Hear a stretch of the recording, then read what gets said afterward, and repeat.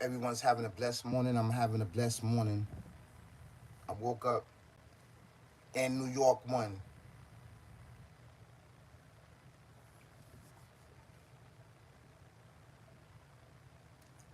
Let me jump right into this. This is gonna be a good topic because I wanna talk about two perspectives. I want to talk about brothers that's non-Muslims and brothers, but well, I want to talk about potential brothers that's hopefully, with the Lord's help, gonna be Muslim, and brothers that are Muslims. What is the proper etiquette and what is the proper ways and actions and dating or trying to get to know a woman with children? Because yesterday there was a brother that asked me a question on me celebrating having 500 subscribers. I don't know his name particularly, but he asked me a question, and the question that he proposed, he said, "Can I ask you a question?" I said, "Yeah, go ahead." He said, "I really like this. I really like this girl, right? But she has two children or whatever children, but I don't think that I'm ready to co-parent." So I gave him an option of a brother that basically was a non-Muslim, but have potential of becoming a Muslim. So I told him basically, I said, do you come from a big family? Do you have cousins and aunts and uncles? You know, he was like, yes, I come from a big family. I said, well, when your parents not around, don't you go over to your cousin's house and your family house and stuff like that? He said, yes. Well, look at it as your your aunt and uncle and them, they co-parenting you. That's not their responsibility. That's your parents' responsibility to basically to raise you. You know, that's nobody's responsibility but the two parents that portrayed you together. Now they take on taxes because they love you, your family. So look at it as that. You know, give it a try. So that was my answer to him. And then I had a much more deeper conversation. And then somebody got in my comment that was Muslim and said, "Why did you give him advice like that, and then give him advice of being a Muslim?"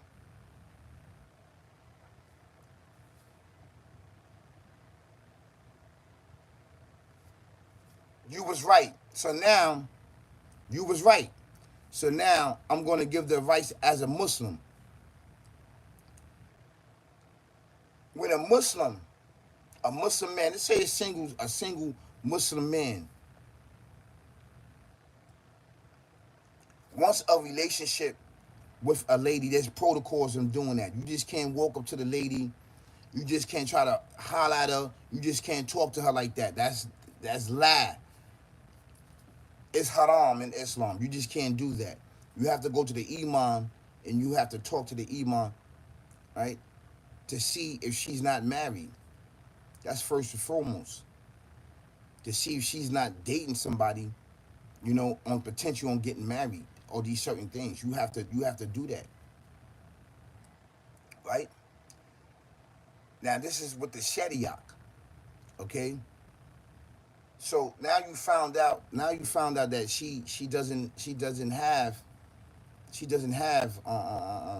not married. Nobody's not looking to marry her. She's not dating. Okay. Now, first of all, a lot of sisters, right? A lot of sisters supposed to have the veil on. The veil. If you're not, if well, you can have it on. It's an option to have it on and off. But there's a lot of sisters, right? You can just see their eyes. It's number one. That's number one. If you're not married, nobody really supposed to see your face, but your family members, your brothers and sisters and uncles, people that's around you supposed to see your face. That's number one. The outside don't supposed to see your face. That's number one. These are the restrictions. These are the rules of Islam. But being that we live in a society that the woman she don't have to put the veil on, she can have bare face. So now that gives you a little option, like, you know what, I'm feeling her. Let me go holler and let me go talk to the imam. You go talk to the imam, like, imam. I really like this sister right here. I want to be a husband, because there's no boyfriend and girlfriend in Islam. There's no boyfriend and girlfriend in Islam. Boom. Now there's a wali. Now the imam may appoint a wali that's a trustworthy brother that's in the masjid to coach you. So everyone you want to go to the movies, you want to go out to the park, you want to go certain places, that brother is there. The brother or sister is there to make sure that no funny business go on. To make sure that you don't do acts and fall into darkness and sin upon yourself.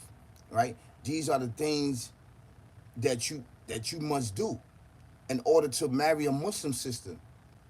Then you want to be correct.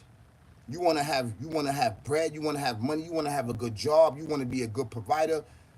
So the father's in all that too. The family's in that. You're not just marrying the sister, you're marrying her whole entire family. You understand where I'm coming from? This is how things be done, because you're marrying the sister. The father want to make sure that you real right, that you're a right brother, that you're going to school, that you got college, that you got motion, you got movement about yourself. You just don't want to marry a sister because of her looks. You want to marry a sister because she got intelligence, she has mind, she has spirituality. You understand where I'm coming from? So these are the protocols. I'm not going to make this I'm not going to make it long, but these are the protocols of getting with a sister. And plus, if she got children, that's number one, too. If she got children and for every reason her husband wasn't there, because for order her to have that children, she must have been married. If she a Muslim, her husband, I don't know, he might pass away, she might be a widow, and you feeling her. Right? There's protocols to that. You got to ask the imam. And if you're feeling each other, you'll take the necessary steps into basically getting married. That means that you're going to be the father of them. Those children are orphaned. They orphans, however way. However way.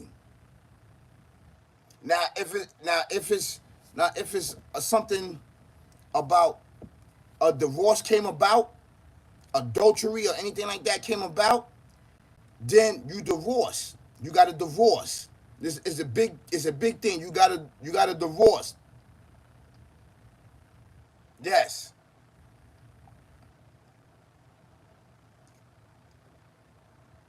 So once you divorce the sister, now let's just say that you want to get back with her. You gotta wait 9 months to see if well, she gotta remarry. That's number one. She gotta remarry. Right? She gotta remarry. These are options. She gotta remarry.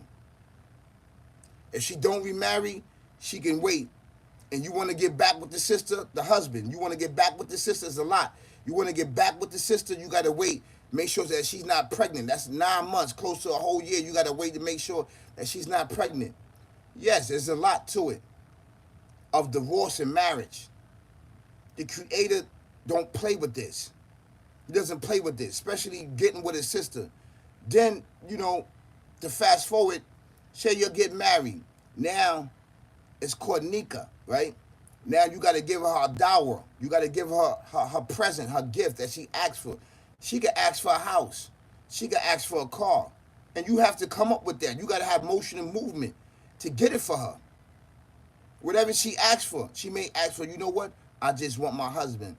You know what? I want a diamond ring. I want a diamond chain. I want this. I want that. You have to be able to provide it for her, to give her that gift. This is all facts. This is going towards to being a righteous brother, a Muslim, in order to marry the sister. Now, I want to switch it and talk about potential brothers that's non-Muslim, that's potential becoming Muslims from our communities that get with sisters that have children. It's sort of the same thing. We do it all wrong. We do it hastily. We do it just for looks. But you got to know what this sister's about. You got to know what her children about. This to be coming into her life. Because she got 2 children, but she had a history with somebody else. So you got to take on the responsibility to try to actually find out, because what if that man come back? What if he back on his business? You understand where I'm coming from? What if he back in the children's lives and he really wants to get in the trap and he have motion and movement? What if he was a drunk and an alcoholic and a wino back then? Now he got a city job. Now like he's on his business. You got to be on your business, man. You just can't be with this lady because she looks good and you want to get with her. Nah, you have to be there. You have to co-parent.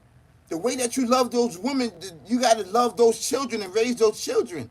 For that reason, you got a lot of men that's out there that don't take care of their children. They don't care about their children at all. Whether they get their life together or whether they don't get their life together. This is facts. So you got to understand that taking on this task as being a parent, a father, I don't want to say step, being a parent and father, the responsibility is yours, because now you're a provider, maintainer, and protector of the family. You should not be putting your hands on your them children. You should not be putting your hands on her. You should not be leading them down a darkness, a dark path. You got to have motion and movement. You got to have a good job. Make sure that you right before you enter these children's lives. Because I'm telling you straight up right now, if for whatever reason this man got his life together because he couldn't figure out who he was, he was plagued with darkness upon darkness upon darkness and evil, and he beat the odds and got his life together, and he's looking good. You know, he's looking good. And he got motion and movement. She's definitely going to be trying to get back what... She's definitely going to be trying to get back. Oh, he's definitely going to be trying to get back. So this is a touchy situation. It's very touchy. But I say to you, if you really like her, go for it. Go for it. But these are the protocols that you have to do. You got to make sure that you got money in your pocket. You got to make sure that you got movement. You got to make sure that these things are taken care of. As a man, you got mouths to feed. You got mouths to feed. Not just only yours, but you got mouths to feed.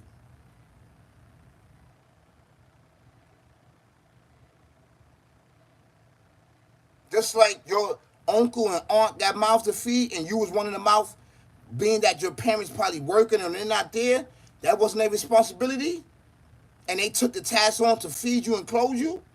The same thing you would have with those children.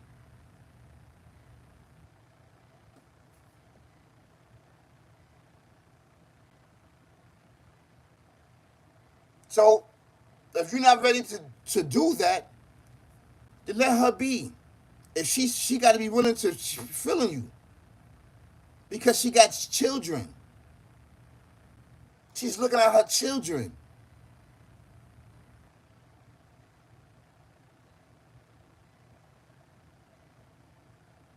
So this is something to think about. That's just something to think about. I don't want to draw this out too long. But these are the things that you must think about, beloved. Peace. Peace.